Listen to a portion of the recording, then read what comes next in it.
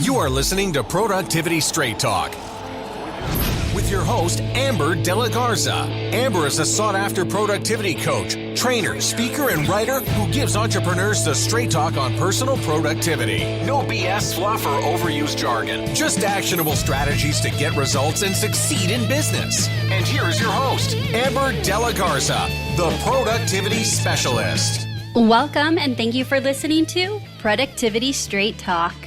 Today is episode 266, Breaking Free from Imposter Syndrome with Melody Wildling. If you're a business owner who wants to learn effective business strategies, improve time management, and elevate productivity to maximize profits, reduce stress, and make time for what matters most, then you're in the right place, and I'm so glad you've joined me.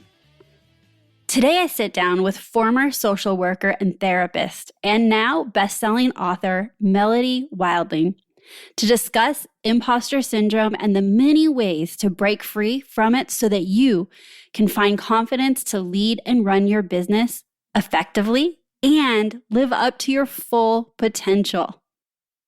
Melody is a best-selling author of Trust Yourself, Stop Overthinking, and Channel Your Emotions for Success at Work.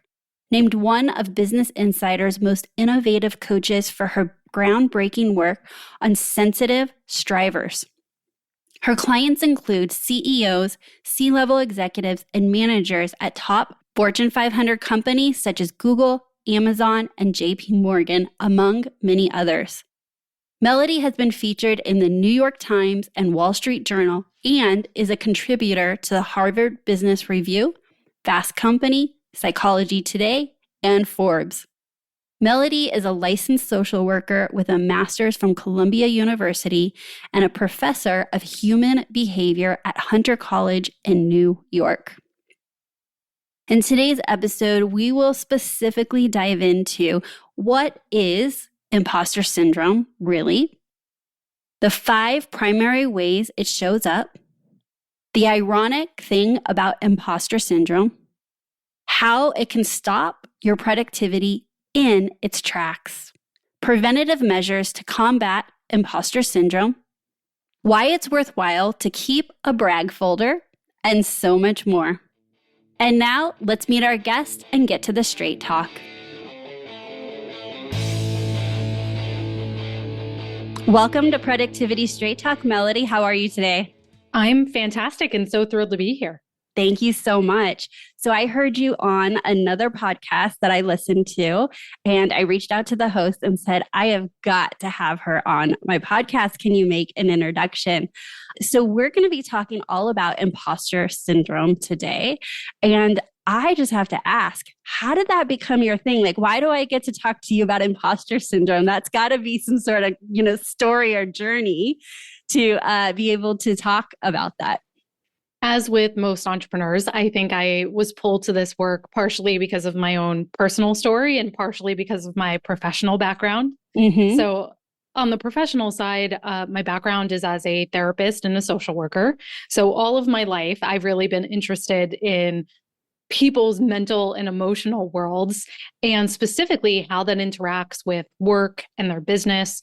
I grew up in a very entrepreneurial family. My family owned multiple businesses growing up. So I was really exposed from a very young age to how business and being an entrepreneur really affected your emotional and your family life and your psychology. So on the professional side, I have that therapy background, and I brought that experience into my work as a therapist. So I started out working with the very first online therapy company before there was Talkspace and BetterHelp. And so all of the people I was working with were highly accomplished, a lot of tech founders, co-founders, people who were comfortable using the technology when it was very new. And a lot of those people were struggling with imposter syndrome, feeling like a fake or a fraud. Did they have those words? Yeah. When you were meeting with them, did they have that knowledge of that there was imposter syndrome? I think this was just when imposter syndrome was starting to get into the vernacular. Okay. So I think most people would say, I have a lack of confidence. I feel insecure. Oftentimes I would hear business owners say, I'm waiting for the other shoe to drop. I feel like everything is going fine now, but I'm waiting for the moment when the other shoe drops and everyone figures out I have no idea what I'm doing and all my customers disappear. Right. So it would come up in different ways. Yeah. Okay, we're going to dive in, but I want to hear. Okay, so keep going. I interrupted. I'm so sorry. Go ahead. No, and then just on the personal side, I am someone who has struggled with insecurity and a lack of confidence, everything we were just talking about my entire life. And so you teach what you most need to learn. And that is absolutely true in my case.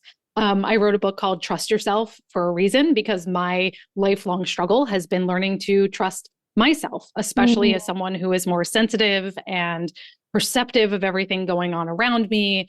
It's been really hard to learn how to listen to myself and not listen to and please everyone else around me. Yes. Okay. So let's just start off with, what is imposter syndrome? Because maybe someone's listening and has not heard of that, or they have an assumed definition of what imposter syndrome is. Yes. So imposter syndrome is feeling like a fake or a fraud despite your accomplishments. And that's very important here. That imposter syndrome disproportionately affects people who are high achieving, who are accomplished, who have degrees, who have successes under their belt. But what imposter syndrome is your inability to take in and internalize those accomplishments. So there's a disconnect between how you see yourself and what is true in reality. Those two things don't match. Right. So in the research, imposter syndrome is kind of a subtype of a lack of confidence that specifically refers to intellectually feeling like a fraud, feeling like other people are smarter, more knowledgeable than you. So it's kind of a more specific form of a lack of confidence. Yeah. And I feel like that people feel this way or can experience this, and then they think they're the only ones. And so now that you're hearing things like imposter syndrome, you're like, no, but wait, other people have these thoughts and feel this way? Because what I understand for myself, and just also the work that I do, is that we often compare our back end, like our messy back end, to someone's polished front end Instagram. And so we're like, of course they don't think that or feel that way, right? 100%. So have you experienced that with your clients where they're like, there's something wrong with me and why I'm thinking this and no one else does? That's the ironic thing about imposter syndrome, is that up to 70% of people experience it throughout their career. 50% of people experience it on a daily or a weekly basis, yet we think we're the only ones. And I think that's because no one really talks about this, right? As you were saying, everybody tries to put out there that they know exactly what they're doing, that they have it figured out. And even when we do talk about our struggles, we talk about it from a standpoint of, I was here in the past and I did XYZ, and now I'm in this new state. And so that can feel very isolating when you're in the thick of it and trying to figure it out for yourself. Absolutely. I remember when I first heard about imposter syndrome, and it was when again, in the past, I mean, I still talk about it. I heard what you said, but I'm just going back to a memory right now. And I knew what it felt like, and I knew the feelings, but I didn't have a word for it, right? To like label or describe it. And when I heard about it, it was within a group of women that are all entrepreneurs that were really vulnerable. And we're talking present moment. Here's how I feel. This is what I'm going through. Here's how I'm pushing through. Here's how I dealt with it before. Maybe this would work for you. So a very supportive, open conversation, either in person or on Voxer. And I'm forever grateful for that support, because for me, it normalized imposter syndrome, so that it wasn't something you put in a box and ignore it and it's like shame, like you have shame around it, but really like, oh, this is something I get to work with and on and experience in real time. That was my experience with it. Yes, because it's often our relationship to those feelings that keeps us stuck in the shame. I shouldn't be feeling this way. Why am I still at this point? Everyone is so far ahead of me. That keeps us stuck there, rather than realizing you're probably never going to completely rid yourself of imposter syndrome. I hate to rain on everyone's parade here, but that's the truth. As you grow in your business, as you take more risks, as you continue to level up, things become more and more ambiguous. There isn't one right answer to everything. So you're naturally going to question yourself, and you have to learn how to work alongside those feelings and not let them completely disable you. Okay, that's a great jumping off point. The intersection between imposter syndrome and being productive, showing up your best, taking action, being, going towards your goals. Imposter syndrome is something that can stop people in their tracks. So can you share with us and talk to us about why does that happen and maybe some strategies to work with it, alongside it, while still pushing through? Yeah, I think let's start with talking about how it tends to show up, because oftentimes we don't know we're falling into these patterns until it's too late. And if you can get ahead of it and say, "Oh, I'm doing that again," you can stop yourself and make a different choice.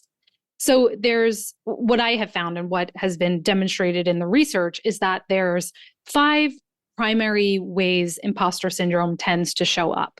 So the first one is perfectionism. And that is having those unrealistically high expectations of yourself, being very much an all or nothing thinker. But particularly for us entrepreneurs, it tends to manifest as putting pressure on yourself to be the expert. You think you have to know everything about your niche or your subject matter before you put yourself out there. You expect yourself to get things right on the first try. And if you don't, that makes you think you're not cut out to be in this business. And of course, you refine, you polish things to the nth degree. So, as you're probably gathering, perfectionism does go hand in hand with the second category, which is procrastination.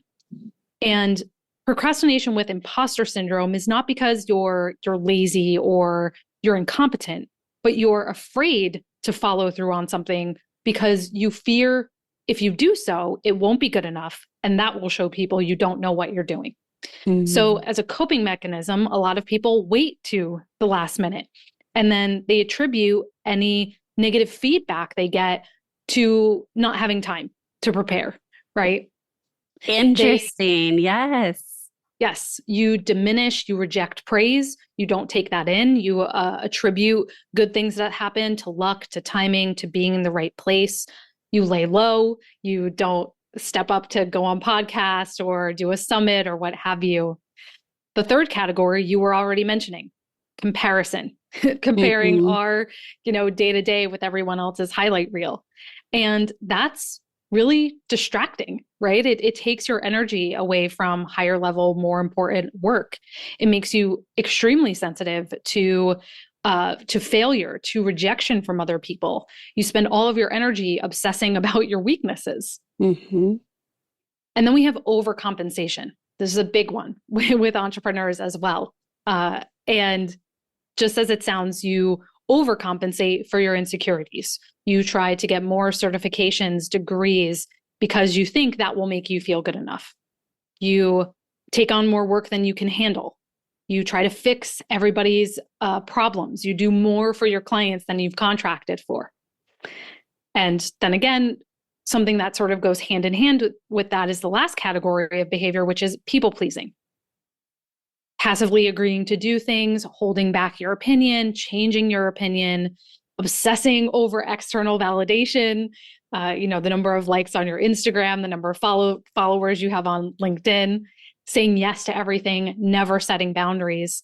And so I think for everyone listening, just think for yourself. It's likely you fall into a mixture of all of these 5, but out of perfectionism, procrastination, comparison, overcompensation, people pleasing, out of those, which one is your go-to?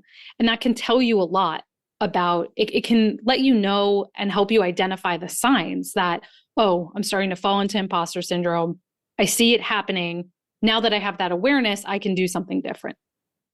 Okay, I've just already learned so much because I had a limited, definition about imposter syndrome, that it was just lack of confidence or lack of feeling like maybe you belong in a room or that you belong to charge a certain price or work with a certain type of client, right? But everything you just said is like, yes, like that is how it shows up. Now you may feel the things that I said, but how it actually shows up in the work, that's incredible. So when you're asking our listeners to see where might be their go-to, I'm going to share my go-tos just like on the spot here because I haven't heard these. So first of all, perfectionism, absolutely. So how I try to counteract that is I find it in the content creation work that I do, i.e. podcasts, writing. Anytime I'm putting my own thoughtful work out into the world, I can have perfectionism come up. So presentation, speaking. But I also work with my content manager, whom has been with me for 8 years, on almost all the things that I create. And so I have given her the ability to say, it's good enough. Because she'll watch me go through this like edit, redo, relook at it, question it, come out another angle, question to where we're like obviously being inefficient and kind of tail spinning. But I don't see it that way in the moment. I see it as I'm here to make it better and better. And so when I realized that that was one of my slip ups, I just said, okay, I'm obviously not catching myself do it in real time. I'm going to give her permission that when she observes it, her clue to me is to say, it's good enough. Let's move on. And we always do. And that's just been our agreement and it works. And I don't get hurt about it. I don't get hurt feelings and it stops me from spiraling. So I that's one. The other one that you had mentioned that hit home was the procrastination. So I procrastinate because I don't want to do and redo something. So if, again, Parkinson's law, give yourself enough, tasks expand to the amount of time given, right? So I'll give myself a finite amount of time to say, I decided that this whatever is worth 3 hours of my time, but I'll keep that 3 hours towards the end of when it's due so that it checks my perfectionism and allows me to, and I've never done it in a way that I'm like, oh, if I get criticism, that's why it didn't go well. But I use procrastination to counteract the perfectionism. I don't know. Anyways, there's my back end. I those are my little secrets behind the scenes that you still rumble with them. You know, I've been in business for 12 years and I have just learned ways to work with them instead of saying, oh, I shouldn't think that way. I shouldn't act that way. I shouldn't be that way. Exactly. And I think that's the sign of maturity as an entrepreneur or a business owner is that you know your tendencies and you put in place those systems to check you or to modulate some of those tendencies so they don't get in your way. And I love what you said about building in the accountability for yourself where you have your assistant, you compartmentalize things. So as you were saying, you put constraints and you can use positive constraints to limit yourself from overthinking situations and going down those rabbit holes. That's such a great strategy for anyone. Yeah. I'm going to share one more because I was trying to think of it right when I was speaking, but it was the comparison one. So when I've shared this story in previous episodes, but it's pertinent to this, is that spiral of I'm not good enough, someone else is doing something better, they're in my space, or you're seeing them as a competitor. For me, I had to go on like a diet. Like I stopped following people in my space. I stopped reading other people's books about productivity and time management, partly because of comparison, but also because I was so busy comparing, I couldn't hear my own voice. I couldn't find my own opinion about stuff. So instead of saying, well, I should be able to follow them and create content and be confident, I said, well, that's not serving me. So let's cut that out so I'm not even tempted and see what happens. And it was the best decision I made. And it was many years ago that I did that, but I continue to choose that because I continue not to follow all the people in my space for that same reason. It's not helpful for me to show up my best. So I don't even tempt myself. It's so funny you say that because I was nodding my head vigorously as you were saying that. I did the exact same thing when I wrote Trust Yourself is I detoxed who I was following. I unfollowed, I unsubscribed. Actually, my sort of ninja trick was I set up a separate email address where I subscribed to all, people in the industry, newsletters, so that when I wanted to dip in and I needed inspiration or I just wanted to see what other people were doing, I didn't have that clouding and cluttering my regular inbox. I could just dip in and out of that. But I did the same thing because I couldn't hear myself and I couldn't distinguish what was truly my idea versus what was influenced by somebody else's work. That's right. And it actually got to a point where after writing the book, I had to go to some of my entrepreneur friends and say, who are you following? Because I'm so out of the loop. I don't even know who to follow anymore for marketing or sales or whatever it is. But one more idea that came to mind as you were talking is something that I've found to work around my own imposter syndrome is I set up rules with myself. And the number one thing that comes to mind is rules around pricing. This is where my imposter shows up a lot.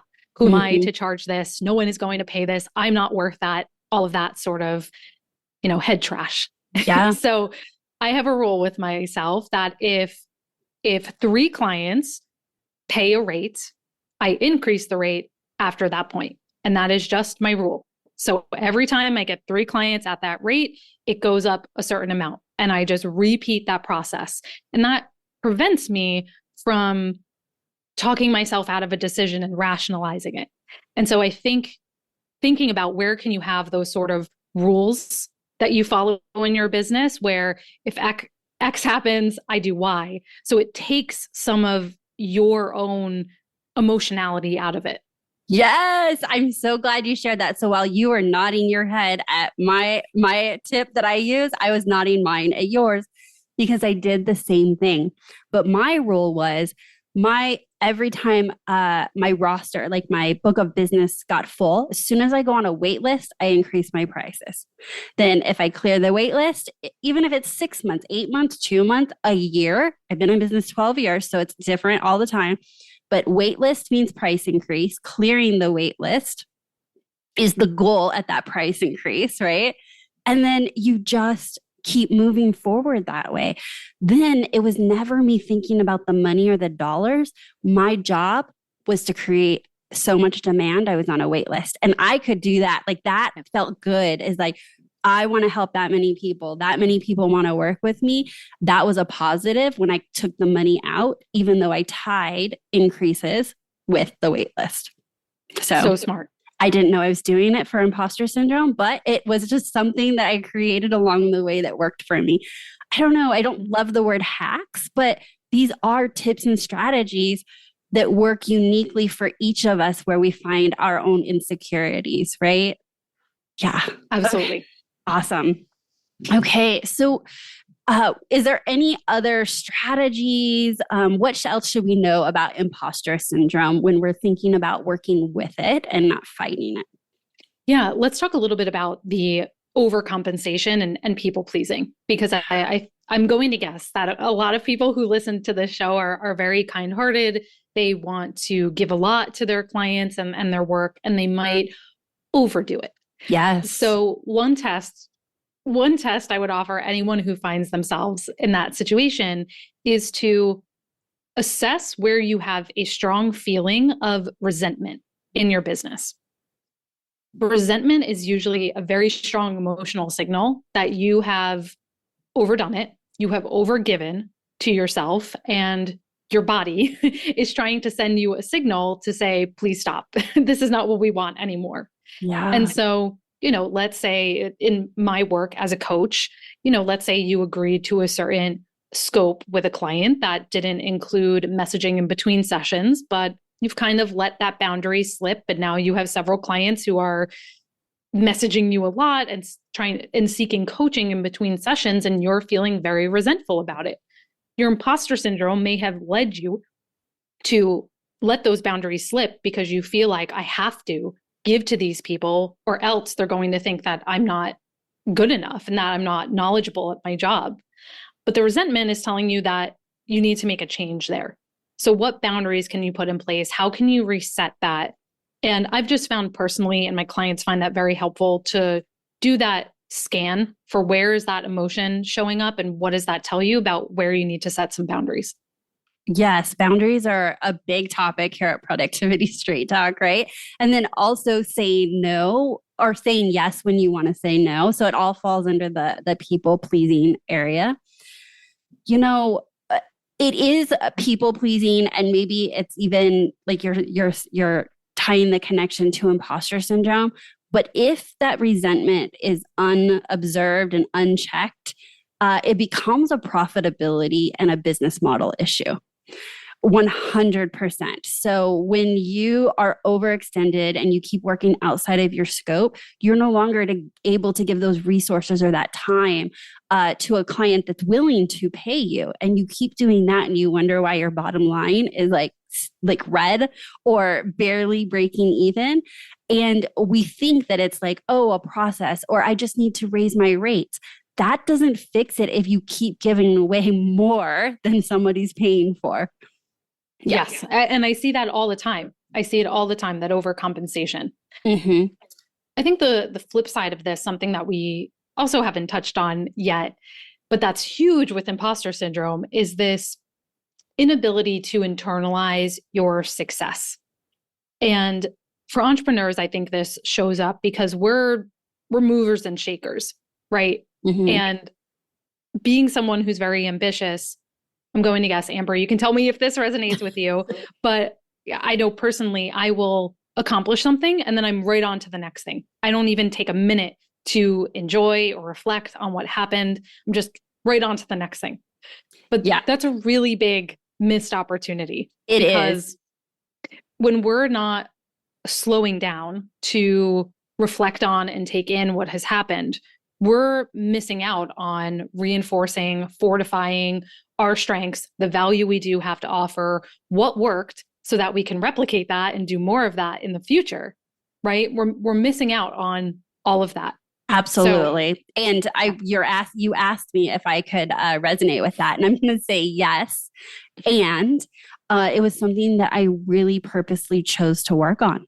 So I would be onto a goal, and as soon as I could see it coming over the little horizon and I was going to grab it, I'm on to the next one. I would get it, and it would be like I was just like running by it and like reaching out for it and on to the next goal, right? Like just one after another. So like you mentioned, like I wasn't able to stop and appreciate it, observe it, enjoy it, and it felt like an inevitable unhappiness because I was always chasing the next thing and never stopped to appreciate what I had, accomplished or created. And what I have found is helpful with that is it is so helpful to zoom in and be like right here, like what goal am I working on? What has to get done to do that, and stay incredibly focused. With productivity, we talk a lot about focus, but the benefit of zooming out and then looking at everything as a whole, like, did I ever think I was going to be a podcaster? Did I ever think that I could, run the company I run from, my house with my dogs in slippers? Like none of this. Now, while somebody might not say that's an accomplishment, the little girl that I remember being in high school, thinking about what she wanted to be when she grew up, would be like, oh my gosh, like no way is that possible for you. Or speaking on stages, like anything that I have done. But in the moment, I'll just breeze by it and on to the next thing. So I really zoom out and think of it as a whole of like, oh, what have you created in the last decade? What have you created in the last 2 decades? And that helps anchor for me. That's so beautiful because, I think thinking about your impact and your legacy is so important. And I'm more of a like steady state person. So I have to make things a habit. So I have found what is helpful for me is keeping a brag file.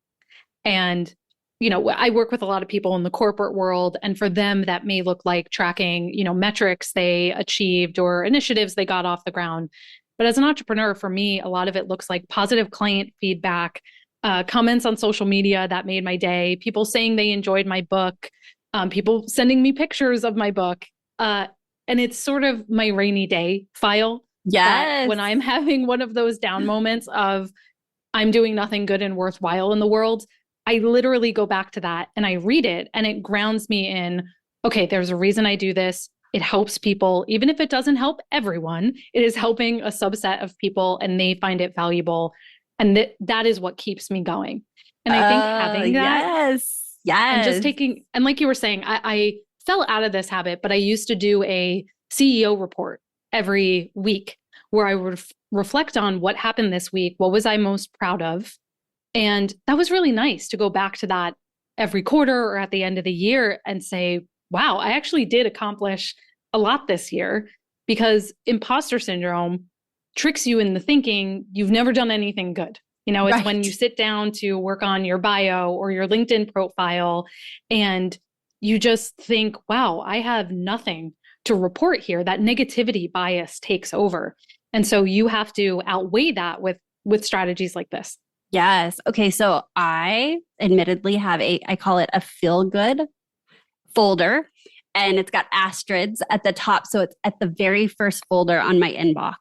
And so when testimonials come in or someone sends a nice email or talks about a podcast or anything that's good, I drop into that folder. And also on days where I need to feel good about the work I'm doing or feel inspired, I'll go back and read those emails in the feel good folder. So I do that as well. Did not tie it to imposter syndrome, but mostly I put that in my toolbox of mindset. So I talk about mindset a lot, and I talk about the toolbox. So there's things that we do on a regular basis to maintain our mindset.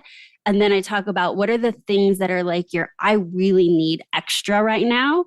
Like today's a really rough day. What are your go-tos for that? And mine's the feel good folder. So I don't do it regularly, but like those days you need a little extra, I go into that one for sure. And then you were mentioning, asking what you're most proud of. So I just want to tie that too to productivity again. So we do a CEO strategic planning inside my group coaching program, which is what you were talking about. But we review the previous quarter and plan the next quarter, right? Well, there's two questions that we ask that are in alignment with this. One is specifically, what are you most proud of? Okay. But it's asked first because we want to start with a positive, like mindset, because we're getting ready to ask what didn't work. We're getting ready to say, well, where am I at with my metrics? And before you get into those things that may not feel good, but are necessary, I want a bump of let's recognize what we accomplished. And then the second thing we do is we ask 3 questions, but the first question is always what worked. And I want you to download all of it, like with every part of your business, what worked before you get to what didn't work and what could work.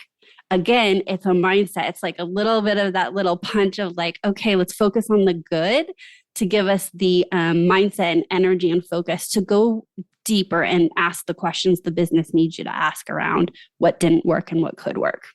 It's so interesting you say that, because not long ago, I made a change to my client intake forms to switch the order that I was asking questions, because I was asking first, what didn't work? Where did you struggle?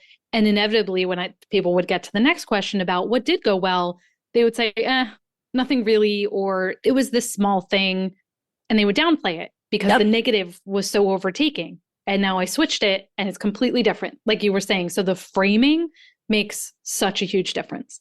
It does. And so I would invite our listeners to think about, how are you framing your day? How are you framing your planning? How are you asking the questions, and in what order may be the difference in how you're approaching solving problems in your business.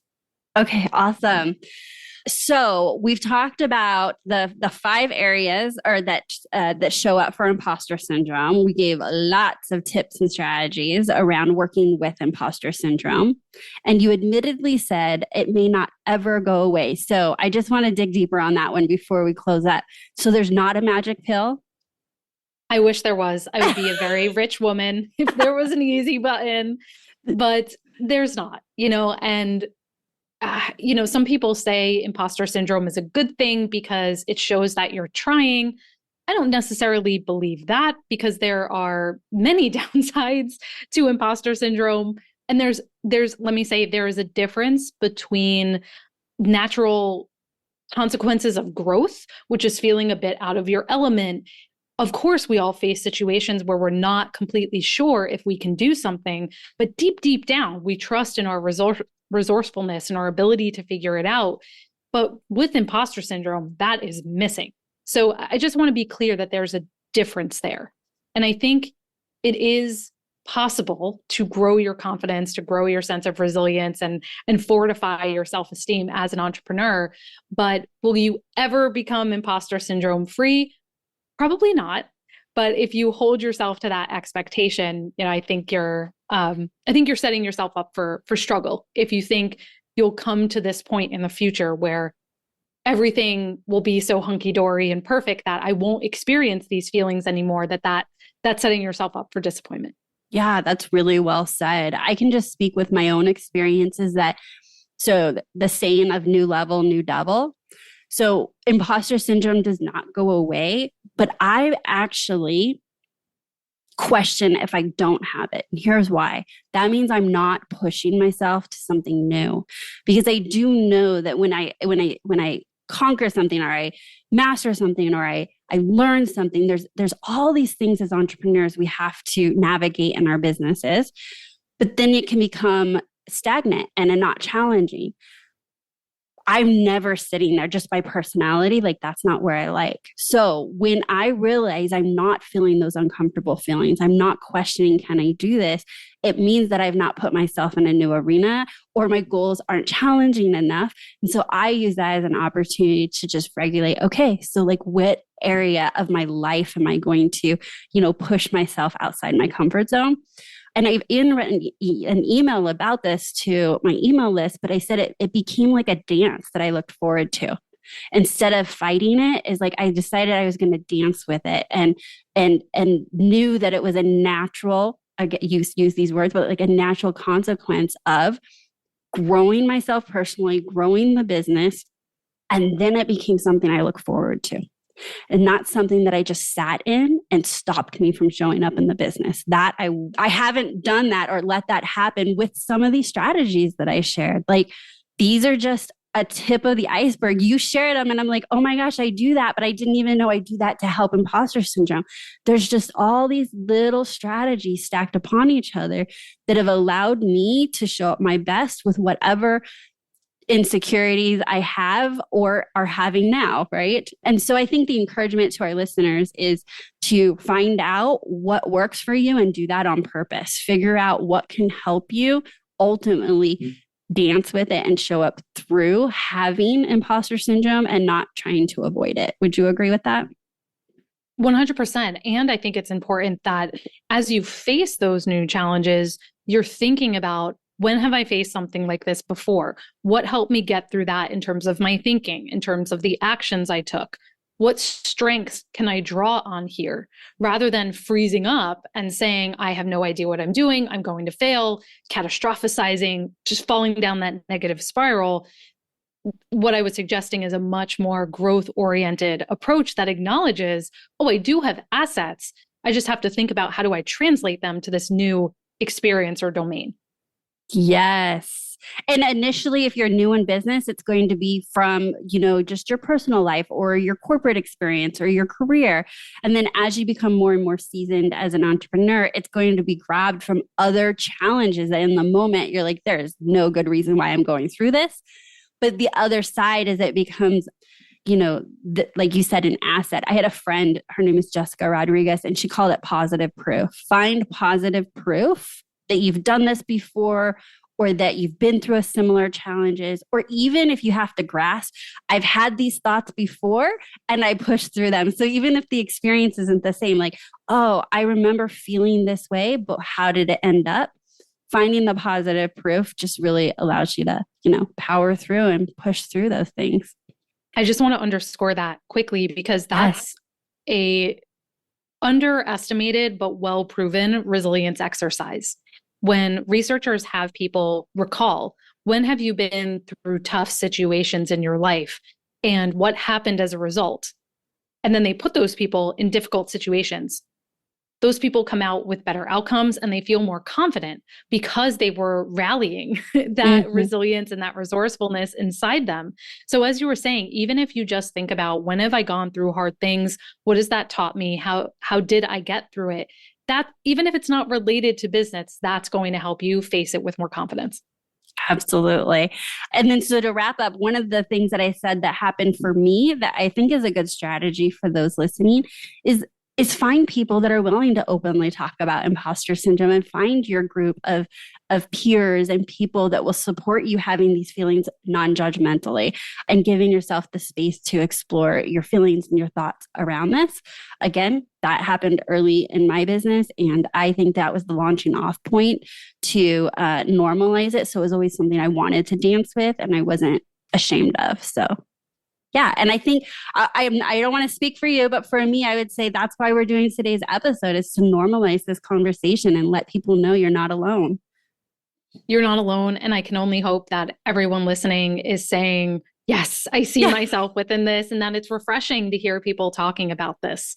And, we were introduced by Carol, and how we met was through a mastermind group, and just having those connections where you can talk to people that are in the thick of it. You can hear other people sharing their know-how about how they've gotten through it. You can borrow their thoughts and what's working for them. It really makes a world of difference. Absolutely. Well, thank you so much for being such an amazing guest. And this was a great conversation. I would love to let our listeners know about how they could reach out to you if they wanted to learn from you or work with you. And then if you want to share your book that you had mentioned, I'd love you to do so. You can find me at melodywilding.com. And if you would like a free chapter of my book, Trust Yourself, that's at melodywilding.com/chapter. And you can find the book wherever books are sold, Amazon, Barnes and Noble, your local bookstore. It should be anywhere you look. Thank you so much. And congratulations on writing your book. And I'm sure that was quite a dance with your own experience of putting your work out. And, you've got to know you're impacting so many people's lives. So thank you for showing up and creating that for us to read. Thank you.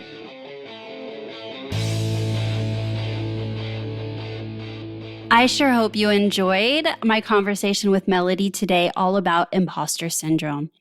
We touched on it in the episode, but I think it's worth resharing to say that it may sound like a buzzword. It may be something you've heard of. And maybe like me, I went a lot of my life without ever hearing the term imposter syndrome. Maybe it's your first time. But either way, I wanted to bring in an expert that could really dive into it and change it from a buzzword to something that we can understand, relate to, and have very specific ways to break free from imposter syndrome. Imposter syndrome can show up in any area of our lives, but as we have chosen this path of entrepreneurship, I especially believe that many, many of us as business owners experience this regularly. We are, as business owners, continually pushing ourselves outside our comfort zone, learning new things, putting ourselves in situations that are unknown and, quite frankly, can just bring this to the surface. And I do know that when we are wrestling with this, when this is part of the way that we are feeling and seeing the world, it absolutely affects how we show up in our businesses. And so that's why this conversation is so important to the conversations we have here at Productivity Straight Talk about business, mindset, and specifically around productivity. No change, no change. Without taking action, nothing will change for you or your business. And so based on my conversation today, all about imposter syndrome, what is one takeaway that you can note to yourself that next time these feelings come up, these thoughts come up around being an imposter, what are the ways that you can break free from them? One of my favorites that we shared was the brag folder. You heard me share that I have that. And I had that because I know how it affected my mindset. I hadn't yet, until the interview, connected it to helping break free of imposter syndrome. And so maybe there's some things that you are doing and you want to do more of it on purpose, or there was some great strategies that you want to incorporate so that you can move through imposter syndrome. Lastly, as we close up, if you would like support in your business with business strategy, productivity, time management, learning to confidently lead your team, then I'd love to talk to you. You can find out more about ways to work with me by heading on over to amberdelagarza.com. Again, you can head on over to amberdelagarza.com. And if you're not sure of the best way for us to work together, you can schedule a discovery call by going to amberdelagarza.com/call. If you would love support in 2023, I think we should talk. Be sure to hit subscribe, don't miss another episode, and share this episode with a fellow business owner. So that's my straight talk for today. Until next time, have a productive week.